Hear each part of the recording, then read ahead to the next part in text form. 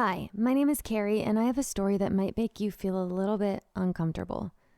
I guess I'm just trying to get my story out there so that you can see that it only takes a few bad choices to turn your life totally upside down. Unlike a lot of stories, it doesn't start with a bad home life.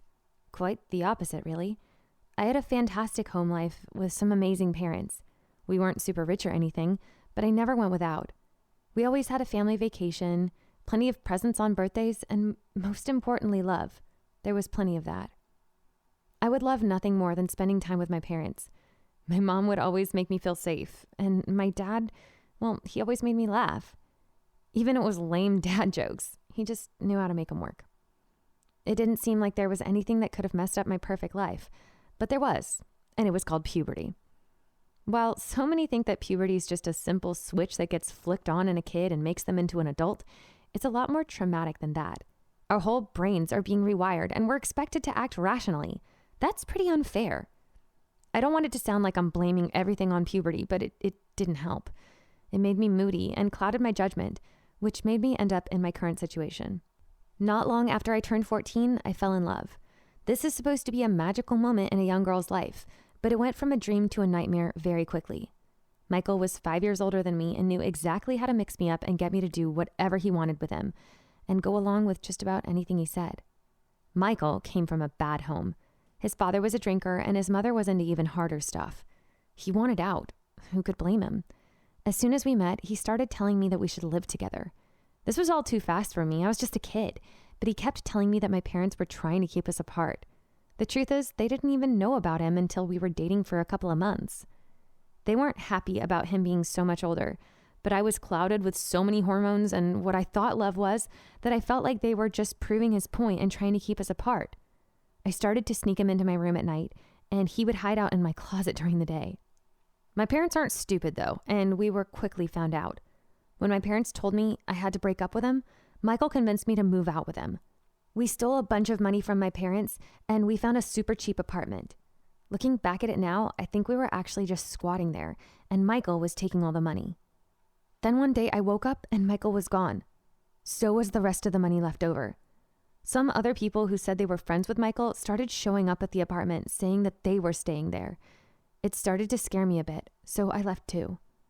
I don't know where Michael is, and I'm living on the street, just sleeping wherever I can. I don't know what to do. I'm too scared and embarrassed to go home. I don't know where Michael is, and I don't have anywhere to go, any money, or anyone to help me. What should I do? Where do I even go now?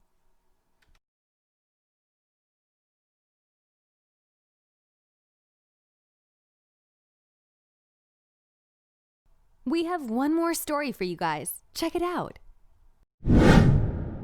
Hey guys, I'm Jenna. I'm 32, and since I was a little girl, all I wanted to do was travel all over the world. So I became a travel blogger. I anticipated having some romantic flings on my trips, but I never thought I would find the one. I'll tell you the story of how I met my fiance. It was 2014 and I was traveling through several Asian countries. I truly recommend that everybody go to visit Asia. There's so many places with interesting cultures and really nice people. If you love food, especially seafood, you have to go to Japan. But if you're not a fan, you'll have some other interesting options. There's more than 50 kinds of ramen. So there's literally one for everybody. There's even ramen for people who ate ramen. But I'm not a fan of those people.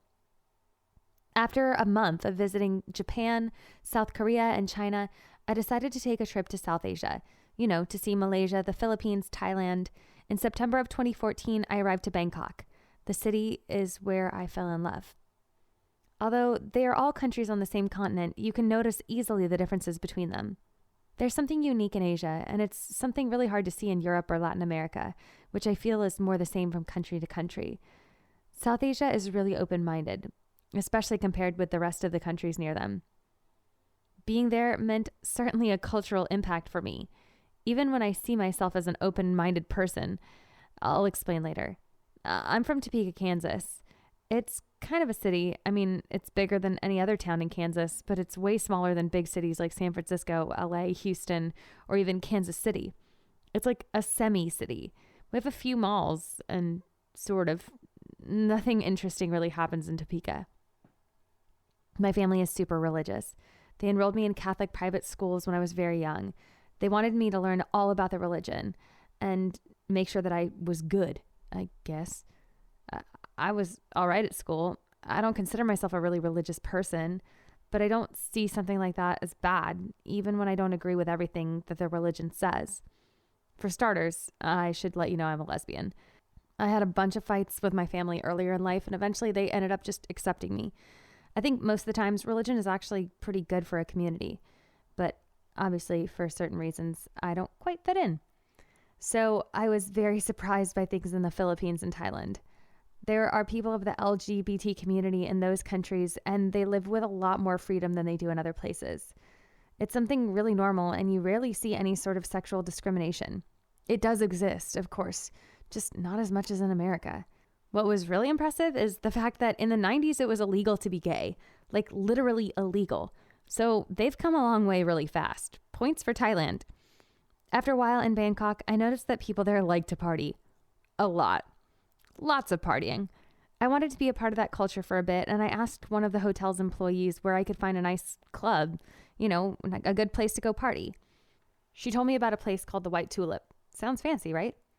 I got to the club and saw the most beautiful girl on the planet. It was love at first sight. I was a bit afraid to talk to her, but after a couple drinks, I felt confident enough. We started talking, and thank God she knew how to speak English with the hottest accent, and it seemed that she liked me too. That's how we met. Her name is Mary. She has long black hair with a smile that would make anybody fall for her. I stayed in Thailand for more time than I expected, just so I could be around her. Then I asked her to move with me to the States, and she agreed. But after a year together, she confessed to me that she wasn't born as a girl. Mary is a transgender woman. She used to be Gan, a Thai name meaning the bold one. Though I know you're not supposed to do that, she gave me permission to say her past name. It was a bit shocking at first. I thought she was just messing with me, but she was serious. To be honest, I didn't care. We had already been together a year, and that wouldn't change all of the great memories that we made together. I love her. A few months ago, I asked Mary to marry me. She said yes, and we're going to actually do the deed next December in Amsterdam because we love Holland and we don't want any legal trouble. We're really, really, really excited about it. The only thing that concerns me a little is telling my family that she is a transgender woman. They already had a hard time accepting me as a lesbian.